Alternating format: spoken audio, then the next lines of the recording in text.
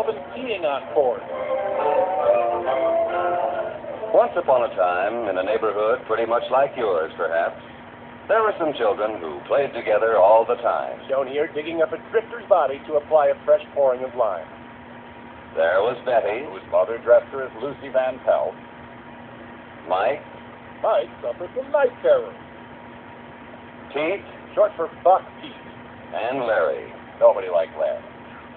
They had lots of fun digging in a vacant lot. Until child services intervened. One day, a new girl moved into the neighborhood. Her name was Susan, She's the one on the left. and she had a dog whose name was Skipper. Skipper was a cute little dog, A poor man's Benji. and Susan was very fond of him. She liked to pet him and play with him. And let her dad walk him. She liked to teach him tricks, too. Of course, Skipper loved Susan.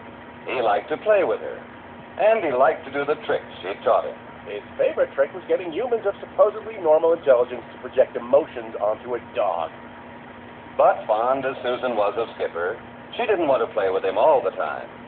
And when the children who lived in the neighborhood came along, she was glad to see them. Except for one of them. Betty. They invited Susan to play in the vacant lot with them. A mule died and he's starting to float. Larry said, "Come and play with us. We're digging a trench." Suddenly, Susan remembered she had to wash her hair. Mike said, "If you'll come and play with us, you can have one of our shovels." All good friendships start with a bequeathing of a shovel. "You should see our trench," Pete said. "It's long and wide and deep, too. We're having fun." Pete's favorite TV show was The Test Pattern. "I'd like you to play with us," said Betty. "I've been hoping a girl would move into our neighborhood." Young Margaret Cho. "Please come." It would divert attention from my eyebrows. Susan decided to play with the children. She asked Skipper to come along, Out of pity, really. but Skipper refused to go. He didn't like the looks of these new children, and he wouldn't play with them. He'd rather sit at home and watch Lou Dobbs. While Susan and her new friends went off to have a good time, Skipper stayed at home on the porch. "I won't have anything to do with such funny-looking children," he told himself. So he just stayed there and sulked. Wish I'd never left the country club. Now, there were some dogs in this neighborhood. They belonged to Susan's new friend. They played together, too. Roaming past the dog's vacant lots. What kind of a neighborhood is this? When they saw Skipper still alone on the porch, they came over to ask him to join them. I decided to open with a joke. But when the first dog came up and invited Skipper to play, Skipper looked at him and barked a mean bark. "I won't play with you," he said. A wiener dog killed my wife. "You have a funny shape." Ah, you breath. It smells too much like ass. The first dog's feelings were hurt, so he turned around and left. Well, my nuts aren't going to lick themselves. The second dog came up to Skipper. Hoping for the usual introduction. "Come and play with us," he said. We have rock band. Won't have to sing. But Skipper didn't like the size of this dog. He was too big.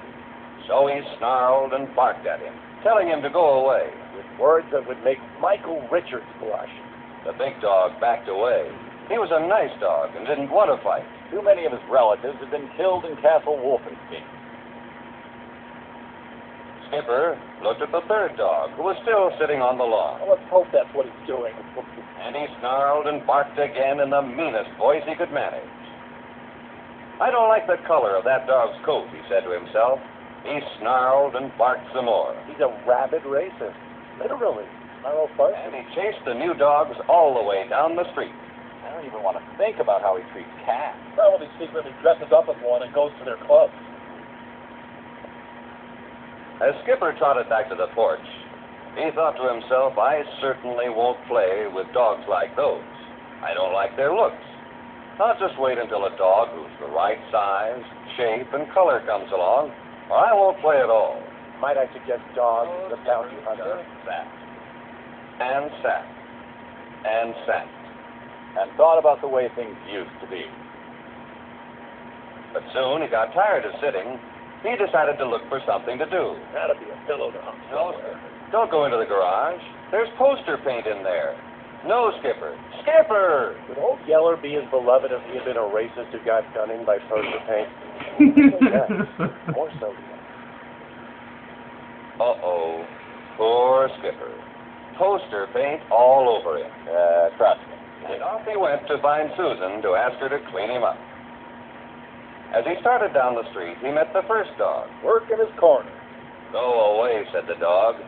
Go away. You look funny. said the practical joke of evolution. Skipper was surprised. No one had ever spoken to him like that before. But the new dog sounded so angry that Skipper thought he'd better leave. Lest he get that disease that he had heard all wiener dogs have. Then he met the second dog. The second dog looked at Skipper and said, Go away. You're funny. Parrot Top's most and least heard phrases. Maybe you don't remember me, Skipper said to him. I'm Skipper. You wanted to play with me before. Before I called your mom that thing that technically she is. Not now, said the second dog. Go away. How come none of these dogs put R's before every syllable? He sounded angrier than the first dog. And just as Skipper was about to leave, A truck full of poster paint ran him over. the other dogs came up. Hiding behind the big dog, the third dog said, Go away, Skipper. We don't like you. Round that had pretty much been covered by the first two dogs, really. Skipper had had enough. Look, he said, you're all being pretty silly. This is just paint on me. It's only on the outside. Inside, I'm no different than I was before. I'm still a dickweed. You're the silly one, said the big dog. We don't care what you're like on the outside. It's inside that matters. And inside, you're not a nice dog. Oh, just because my heart is encased in an icy shell of bigotry? And then the three dogs chased Skipper all the way home. Benny Hill was involved in fewer cases.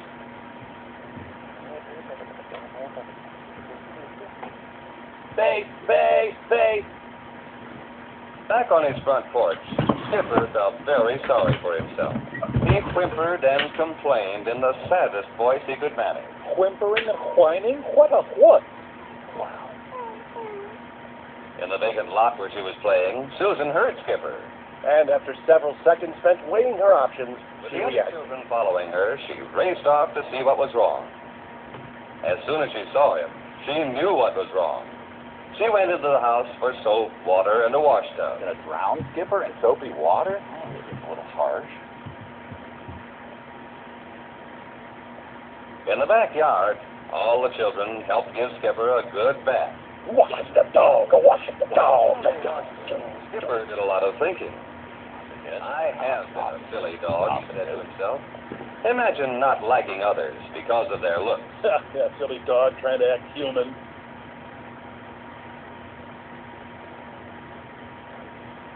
It burns. While the children dried him, he thought some more. Size, shape, or color make no difference after all. Being nice is the only thing that counts. And being nice is something inside. Nothing else really matters. Sure, buddy, as long as you're living in a gingerbread house in the world of make-believe. After Skipper was washed and dried, everyone went back to play in the vacant lot. How desperately they longed for a toy of any kind.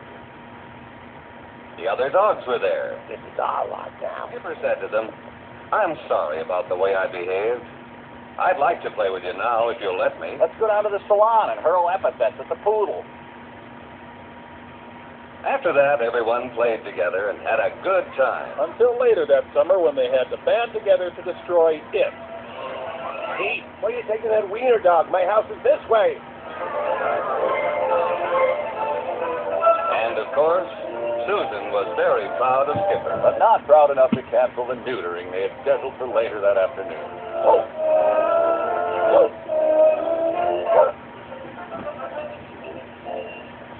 Riff Tracks. Some movies have it coming.